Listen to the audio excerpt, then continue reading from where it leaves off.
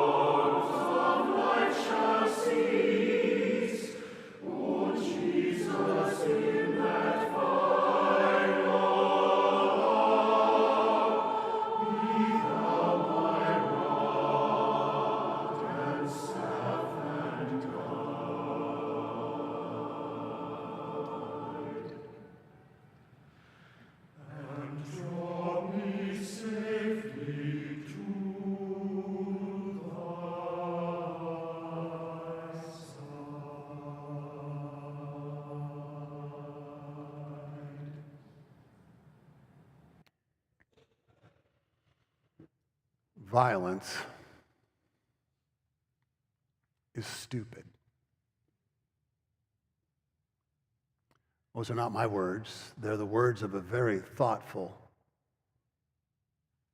very wise theologian, a retired professor of New Testament and preaching. His name is Tom Long. He wrote a commentary on the Gospel of Matthew when he's writing about this particular text, which we just heard read so well, thank you. He concludes, violence is stupid. Jesus understands that violence responding to violence, responding back to violence with more violence, just escalates and escalates and gets greater and greater. If you hit me and I hit you and you hit me and I hit you and we just keep going at one another like that violently, eventually both of us will be wounded, bruised, broken,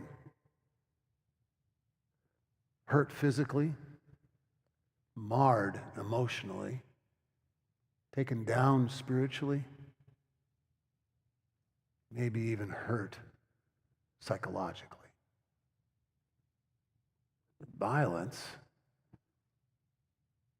is stupid. There's an old saying from way, way, way, way back, thousands of years ago, an eye for an eye and a tooth for a tooth. You've heard this before. Sometimes those words are uttered in church, but someone has said if we take that literally, all of us will be toothless and blind eventually. It's a little bit funny, but it's also a lot true. There's something called the myth of redemptive violence that many people understand theologically, but fail to put into practice, fail to realize that it is indeed a myth. This idea that if you hurt me and I hurt you, that eventually enough violence will bring us to redemption. It is a terrible myth that continues to dominate our world, and I'm talking about our world today. The myth of redemptive violence. Because violence is stupid. I'm embarrassed to tell you this story. During the spring of my 4th year in college, a bunch of guys I'd played basketball with before, we formed a spring league basketball team. There was a rec league at the Parks and Rec Center where college-age guys from different schools around the area, from a couple of the community colleges, a couple of the smaller colleges, would get together and put teams, no coaching allowed, none of that sort of thing. It wasn't an official team, but guys who knew each other would form a team, and we had a team that was playing in this league. And I remember in a particular game against a bunch of athletes from Lane Community College, one of the small schools there in Eugene, where Julie and I went to school. And we were in the middle of this game playing what's called a man-to-man defense. Just a little basketball for you here this morning. We're playing a man-to-man defense when the man that I'm guarding runs over to set a screen on one of my teammates, who happens to be was my roommate for 3 years in college. His name is Mike, a big guy, about 6'4", can jump out of the gym, very, very strong. This guy sets a pick, my guy sets a screen on Mike. And then if you know anything about basketball, what my job is to do is then step out and say switch, telling Mike I'm switching onto his man to guard his man. The man he was guarding is Keith Baltzer. Keith was about 6'5", just as strong, if not stronger, than my buddy Mike, my old roommate. He can't jump or run very fast at all, but he is strong. Well, normally what happens when you're the offensive player and you're trying to get set up for a pass, you try to run around the guy who's just jumped out. That's me, and make sure you don't run into him. Not Baltzer. He put his arm up, hit me in the chest, and just knocked me flat, knocked my little 6'2" skinny self flat on my back. By the way, I'm 6'1" now. How exactly does this happen? I don't understand. Gravity's a terrible thing. Well, the referee raised his hand and blew his whistle, ready to call a foul, but I didn't wait for the referee's whistle. I didn't stop. I bounced back up off the floor. Again, something I couldn't do today, but I bounced back up off the floor, and I went up to Baltzer, and I shoved him as hard as I possibly could. He did not move. And then my roommate, God bless him, Mike, the 6'4" guy who was guarding Baltzer earlier, steps in between the two of us before anything else happens. He's got his back to Baltzer, and he says to me, he looks me right in the eye, and he says, "Miles, he will take you out." I took a breath and stopped. The referee blew his whistle. He called 2 fouls. The first one was on Baltzer for knocking me down. The second one was a technical foul on me for bouncing up and trying to start a fight. That meant they got 2 free throws and the ball out of bounds. Violence is stupid. Part of what I was doing in that moment was reacting out of fear. I was afraid if I don't respond to his violence, I won't look like a tough guy. I won't look like somebody who won't take that lying down. I'm going to jump back up and get into it with you if I have to. Violence is so stupid, and it's combine that with fear.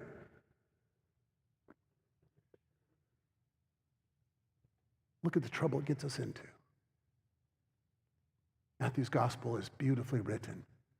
The story is powerfully told. They come to him, to Jesus, when? At night, in the dark, when their faces are obscured. You can't really tell for sure who they are. Jesus even says to them, I've been teaching every day during the day in the temple. Why didn't you come then? It's a rhetorical question. He knows why, because they're afraid to do it in the daytime. They come at night with their faces obscured by the darkness, and they arrest him. And then Peter, Matthew's gospel doesn't tell it's Peter. You have to read John's gospel to learn that it's Peter. He takes off the ear of a man named Malchus. Again, read John's gospel for those details. And Peter is there. We're not surprised that Peter does this because Peter is so impetuous. He says the wrong thing at the wrong time all the way through. He clearly loves Jesus and wants to follow Jesus, but sometimes his emotions take over and he pulls that sword. Why did he bring a sword? Who knows? But it's the wrong thing at the wrong time. Jesus is clear. Peter, if you live by the sword, you will die by the sword. There's no ambiguity there. There's no, let us consider the deeper understanding. No, live by it, die by it. Brian Zahnd, who's one of the inspirational writers for this sermon series, he wrote another book 4 or 5 years ago that I'm reading again, titled A Farewell to Mars. Do you know who Mars is? Mars is the name of the Roman god for war. Zahnd is an evangelical Christian. He's seriously studying the scriptures, very carefully studying the teachings of Jesus. And what he finds when he gets to the end of this study is that Jesus is calling on us to step away from war. Jesus is calling on us to follow in Jesus' way. Jesus gives us this revolutionary teaching, this unbelievable idea of not responding to violence with more violence. And Zahnd says, though, what we do is we create a religion over here to the side about Jesus, and we make sure that we keep Jesus in that religion, in that religious cage. And when we want Jesus to come out and wave his pom-poms and cheer for us and make us feel good about who we are, that we do that. Come on out, Jesus. Don't say anything. Don't teach. Just come out and make us feel good. Tell us you're glad that we're here and you're going to be nice to us. You'll pray for us when we're having a bad time. Okay, Jesus, get back in your religion cage and be quiet. Don't get in the way of the work we're trying to get done here. Because we know somewhere deep in our guts that violence is stupid. But we don't know what else to do. We're caught up in that myth of redemptive violence. You know, Martin Luther King carefully studied Jesus as well. In the 50s and the 60s, when the fight for civil rights began to take hold, King carefully studied Jesus, and he carefully studied another leader who chose nonviolence. Who was that? Can you remember? Gandhi. Of course, it was Gandhi. It was Gandhi and the people who followed in Gandhi's nonviolent ways who were able to stand up to an oppressive power and move them away, to push them out of their country. King, in the same way, says we cannot respond to violence with violence. We must be nonviolent in how we respond. In order for our movement to take hold, in order for it to have any strength, in the way of Jesus, we must not respond to any violence, any clubs, any swords, any guns, anything else that are pulled on us. And in fact, here's some words from Martin Luther King from a speech he gave, a little-known speech at Illinois Wesleyan University. Let's put his words on the screen. We must build a great America. It cannot be built on violence. It cannot be built on riots, and everybody must work hard to build a climate and to change the conditions that make for the bitterness and that make for the agony that cause individuals to turn to this kind of self-destruction. We must build a great America, and it cannot be done by violence. If violence is our option, if violence is our choice, we followers of Jesus, are not who we've been called to be. I wonder if we'll be able to ever take hold of that revolutionary teaching of Jesus to not repay violence with more violence, to step out of that myth of redemptive violence, to trust in the ways of God as revealed in the one we see in the life, teaching, and preaching of Jesus the Christ. I wonder. I read a sermon this last week on the Apostle Paul's letter to the church in Rome, on chapter 12 of the letter to the Romans. It's a sermon that was written by Peter Marty. He's a very good Lutheran pastor, one of my favorite pastors to read, especially if I'm stuck and not sure which idea I want to go with. His father, Martin Marty, was a great church historian while he was alive. I read him when I was in seminary. And this sermon that Peter Marty preaches, he quotes Jesus, he quotes Paul, do not repay evil with evil. And then he goes on to more of Jesus from the Sermon on the Mount, and he says, after all, the one we follow is the one who proclaimed in his sermon, in his most famous sermon, pray for those who persecute you. Love your enemies. You've heard it said, love your neighbor and hate your enemy. I say to you, Jesus said, love your enemies. Pray for those who persecute you. And then Pastor Marty says, do you think those words would work at the White House? If I went to the White House and preached this sermon and I shared with the folks at the White House, pray for those who persecute you, love your enemies, I would be chased out of the White House. I'd be thrown out on my backside, told never to come back again. And by the way, lest we get confused, Pastor Marty preached that sermon in 2011 when Barack Obama was in the White House. We don't follow donkeys, we don't follow elephants, we follow Jesus the Christ. And it is our job as followers of Jesus to speak the truth to whoever is in power. To bring a word from Jesus that calls on all of us to live out towards our better angels, to be the ones who Jesus calls us to be. What did Paul write to the Romans? Do not repay evil with evil, but what? Repay it with good. Repay it with grace. Repay it with kindness. He even makes a little joke in the middle. When you do this, they're going to feel like you're dumping hot coals on their head. Not sure exactly what that means, but it feels like Paul's kind of twisting the knife just a little. I shouldn't say twisting the knife. He's just kind of digging at them just a little bit. Do not respond to evil with more evil. Respond with grace. It's as though you can almost hear an echo of what Paul will write to the church in Corinth. Remember, there are three great gifts: faith, hope, and love. And the greatest is love. Respond to evil not with more evil, but with faith, with hope, with love. Jesus' brother, James, we think that James is the brother of Jesus. He also wrote a letter to the early church. He wrote to the early church, faith without works is dead.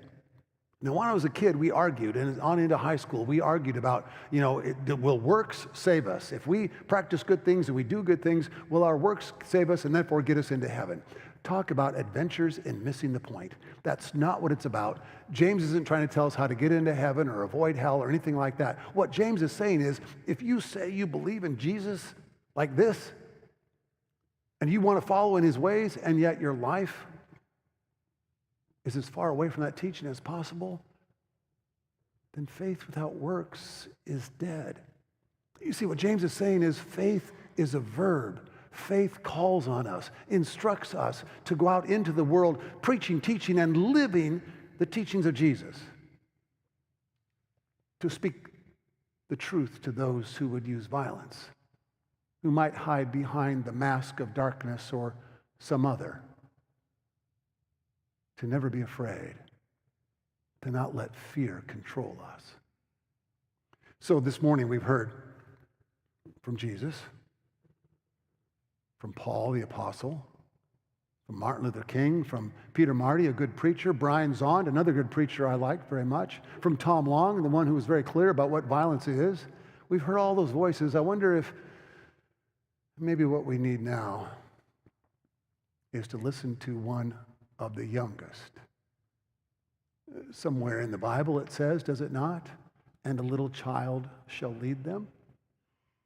A friend of mine sent me a story a few weeks ago. It's a podcast about a dad who has a 4-year-old daughter. She's in preschool. It's December. They're getting ready for the Christmas pageant. She comes home from school and she says, "Dad, what is Christmas about? What are we celebrating?" And he explains to her the story of Jesus, tells her that story. In fact, he even goes to a bookstore and buys a children's Bible, and she loves reading about Jesus especially. "Read it again, Daddy." And so they read through the stories of Jesus, and she learns that Jesus came to teach us to treat each other the way we want to be treated. Even at 4, she understands this clear, simple, and basic message. Well, Christmas comes and goes. The celebrations are marvelous. And then one day, a few days after Christmas, they're driving around town. She's in the back in her car seat. When they stop at an intersection, she looks over and there's this large church and there's a very large crucifix out in front of the church. And you know, a crucifix has Jesus' body on the cross. And she says, "Daddy, who's that man?" Her father realizes he hadn't told her the whole story. He said, "Well, it's Jesus." And there were people, especially the Romans, and some religious leaders who colluded with them, but it's most especially the Romans who didn't like Jesus' message. They wanted to be in power and in control and in charge. And Jesus coming and saying, treat each other the way you want to be treated. Love one another. That was a threat to them. They couldn't take that. And so they ended his life. 2 weeks go by. Now it's Monday in January. It's Martin Luther King Day. She's off for the day from school because their school's closed for Martin Luther King Day. And he decides to take the day off himself. And they spend the morning playing together. And then they go to lunch. They go to one of their favorite lunch places. It's a diner. They sit down at the diner. And when they do, they notice before they even made their order that there's a newspaper there open to the arts section in the news. And on the arts section, there's a picture of a little boy who's 10 years old who's drawn a picture of someone, of a man. And she says to her father, "Daddy, who is that picture of? Who would that little boy draw a picture of?" And Daddy says, "Well, that's Martin Luther King. He's the reason why we're taking this day off. He was a great preacher." And she said, "Was he a preacher like Jesus?" And he said, "Yeah, he was. He was a preacher of Jesus. He preached about Jesus. His message, in fact, was no matter what we look like, we should treat each other the same. We should be fair to each other, no matter what we look like." She thought for a moment and she said, "Wow, that sounds like the same message Jesus preached." And her daddy said, "Yes, it is." And then she asked, "Did they kill him too?" 4 years old, and she knows our story.